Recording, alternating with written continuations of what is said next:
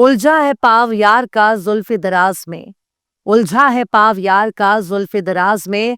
लो आप अपने दाम में सयाद आ गया। सलाम नमस्ते सत श्री अकाल। मैं हूं आपके साथ हर्षिता मिश्रा और आप देख रहे हैं टाइम्स मेल। गजा पर इसराइल के हमले को अब 2 साल मुकम्मल होने वाला है। गजा अपने नम आंखों से फिलिस्तीन के नाम लेवा नाम नेहाद ममालिक को मदद के लिए पुकार रहा है, लेकिन वो जिनको पुकार रहा है वो पहले से ही अमेरिका के सामने अपना तन मन धन और ईमान गिरवी रख चुके हैं। अरब के ममालिक खुद पर होने वाले एक छोटे से हमले से इतने दहशत में हैं कि वे अपनी हिफाजत के लिए खुद का ज्वाइंट मिलिट्री बनाना चाहते हैं। अमेरिका वाले आका इसकी इजाजत देने के लिए तैयार नहीं है। ना तो ये फिलिस्तीन का नाम अपनी जबान पर ले सकते हैं और ना फिलिस्तीन के लिए लड़ सकते हैं। तमाम के तमाम अरब ममालिक में एक वाहिद यमन ही ऐसा मुल्क है जिसने सऊदी अरब और यूएई से भी जंग किया, अमेरिका से भी जंग किया, ब्रिटेन से भी जंग किया, ब्रिटेन के साथ झुंड बनाकर आने वाले यूरोपीय ममालिक की ज्वाइंट मिलिट्री से भी जंग किया, पर लाल सागर के साथ कोई समझौता नहीं किया। यमन के अंसारुल्लाह ने फिलिस्तीन की हिफाजत से अपने कदम को पीछे नहीं हटाया। कल भी फिलिस्तीन के लिए लड़ रहा था, आज भी फिलिस्तीन के लिए लड़ रहा है, लेकिन अमेरिका के साथ गलबहियां करने वाले अरब के ममालिक अब अपनी हिफाजत के लिए एड़ियां रगड़ रहे हैं। आखिर उन्हें इस्लामी खिलाफत से क्या दिक्कत थी? उन्हें खिलाफत उस्मानिया के दौर में नाचने गाने का मौका ना मिल रहा था, न कमर लचकाने वाली छमिया का नाच देखने को मिल रहा था, क्योंकि शरई निजाम में उनको कोड़े लगते थे। वहां ऐशो आराम करने की इजाजत नहीं थी। उस दौर में कौमियत के नाम पर अरब और अजम की लड़ाई नहीं थी, अलग अलग बादशाहत नहीं था। इसलिए अरबों की लालच, गद्दारी और मक्कारी ने आज उन्हें उस मकाम पर पहुंचा दिया जहां ये सिर्फ एक बंधुआ मजदूर बनकर रह गए हैं। इनके पास धन दौलत है, आलिशान महल है, नौकर चाकर, बंगला, गाड़ी, सब कुछ है, पर इनके माथे पर अमेरिका की गुलामी की मोहर लगी है। गुलामी की बेड़ियों से इनके हाथ आजाद नहीं है और वॉशिंगटन वाला आका अपने पट्टू इजराइल के जरिए ग्रेटर इजराइल बनाने के ख्वाब देख रहा है। लेकिन यमन टस से मस नहीं हो रहा। अपने प्रधानमंत्री समेत कई नेताओं को गंवाने के बाद भी यमन के अंसारुल्लाह की फौज लगातार इजराइल पर हमले कर रही है। इजराइल पर कभी बैलिस्टिक मिसाइल से हमला करता है, तो कभी हाइपरसोनिक मिसाइल से, तो कभी ड्रोन से अटैक कर रहा है। हूतियों के हमले से इजराइल को अपना बेन गुरियन एयरपोर्ट बार बार बंद करना पड़ता है, पर यहां तो उल्टा अरब वालों की टांग कांप रही है। ये क्या इजराइल पर हमला करेंगे? अगर इजराइल में हमला का ऐलान कर दिया तो डर के मारे इनका छुब्बा गीला हो जाएगा, कपड़े खराब हो जाएंगे, बतुल खुला जाने का मौका भी नहीं मिलेगा, सब कुछ कपड़े में कर देंगे। यमन दे दनादन, दे दनादन। खूब मिसाइल दाग रहा है, यमन रुकने को तैयार नहीं है। बीच बीच में इजराइल भी यमन के बंदरगाहों पर हमला करता है, उनकी बिजली घर पर हमला करता है, तेल के जखीरे पर हमला करता है, पर यमन मानने को तैयार ही नहीं। यमन का अंसारुल्लाह किसी भी कीमत पर अरबों की तरह घुटने टेकने वाला नहीं है, क्योंकि उसे मालूम है कि एक बार अगर गुलामी का ठप्पा माथे पर लग गया तो अमेरिका सब कुछ छीन लेगा। लिहाजा अगर जिंदा रहना है तो लड़ना होगा, अगर अपनी इज्जत बचानी है तो लड़ना होगा, अगर अपनी आबरू और अपना ईमान बचाना है तो लड़ना होगा। दुश्मन की आंख में आंख मिलाकर देखना होगा। इसलिए यमन लड़ रहा है, पर इजराइल का मकसद ग्रेटर इजराइल बनाना है। इजराइल धीरे धीरे ग्रेटर इजराइल की तरफ तेजी से बढ़ रहा है। कतर पर हमला कर चुका है, कतर से पहले इराक पर हमला कर चुका है, लेबनान पर हमला कर चुका है, सीरिया पर कब्जा करता ही जा रहा है। लेबनान पर आए दिन हमले हो रहे हैं, जॉर्डन पर भी हमले को नया मोर्चा खोल दिया गया है। यमन पर हमला हो ही रहा है, बस सऊदी अरब पर हमला बाकी है। अब इजराइल यमन पर इजरायली झंडा लहराने जा रहा है। इजराइल ने ऐलान कर दिया है कि वो यमन पर कब्जा करेगा, राजधानी सना पर इजराइल का झंडा लहराएगा। जल्द ही यमन इजराइल का हिस्सा बन जाएगा।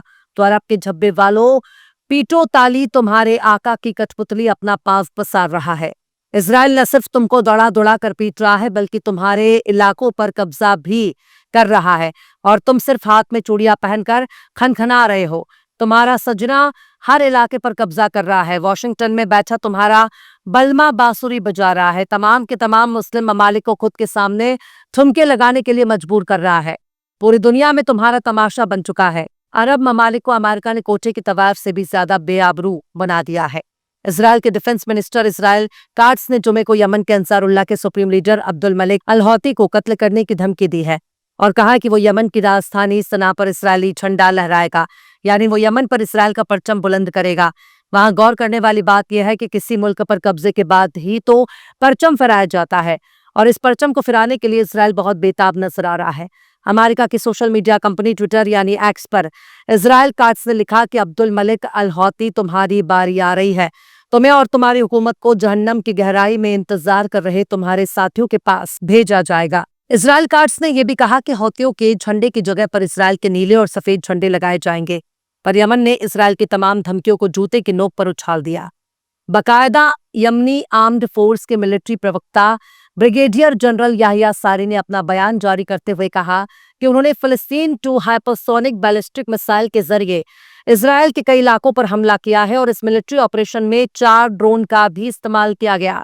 याहिया सारी ने अपने बयान में कहा कि गजा में हमारे भाइयों के खिलाफ इजराइल जो कत्लेआम और बर्बरियत को अंजाम दे रहा है, हमारा ये हमला उसी जुल्म के खिलाफ है। हम फिलिस्तीन के अपने मजलूम भाइयों के साथ खड़े हैं और वहां के मुजाहिदीन की हिमायत में इजराइल पर फिलिस्तीनी टू हाइपरसोनिक मिसाइल और ड्रोन से हमला किया है।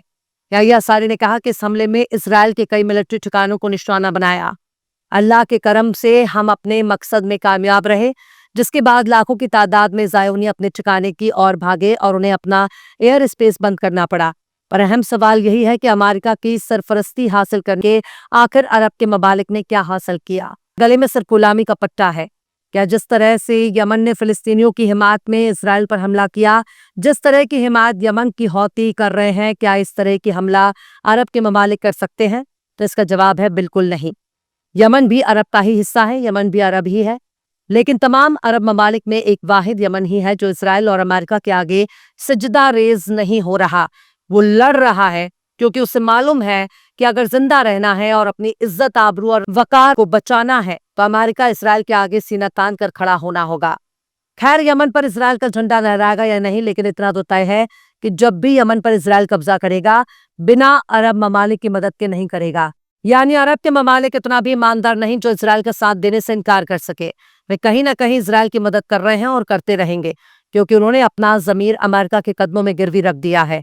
आने वाला वक्त बता देगा कि बाजुए कातिल में कितना दम है, इसराइल में कितनी ताकत है।